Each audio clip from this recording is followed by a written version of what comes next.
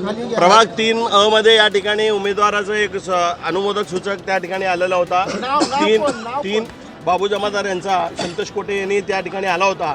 3 minute कमी असताना त्या ठिकाणी विरोधकाचे जे काय आहेत सुरेश पाटलाचे कार्यकर्ते त्या ठिकाणी सूरज पाटील आहे, बिपिन पाटील आहे, या लोकांनी त्याला आतमध्ये येऊ दिलं नाही आणि धुडकावून लावलं।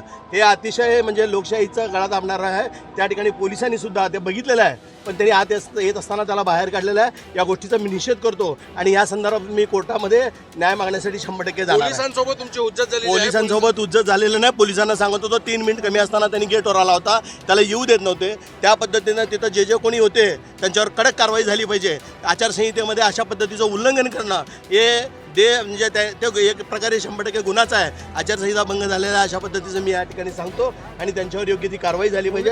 या माध्यमातून मी या ठिकाणी कोर्टामध्ये न्याय मागणार आहे। उमेदवारी मागे घेण्यासाठी ते तयार नव्हते ना, पण निघून गेले तिथून। तसं नाही आहे, तुम्ही बघितलं नाही, तुम्ही तिथं त्या ठिकाणी तुम्ही त्यांना विचारू शकता। त्यांनी फक्त विषय कसा असतंय 3च्या आतमध्ये जर तो उभारलेला असला, उमेदवार येत होता, उमेदवार येत असताना उमेदवाराला वेळ झालं तरी ते तिथं चालू शकतंय। या संदर्भात आम्ही प्रयत्न करत होतो। त्यांनी त्या ठिकाणी आलेलं असताना मेन दरवाजासमोर उभारून त्यांना धुडकावून लावण्याचा प्रयत्न केला आहे।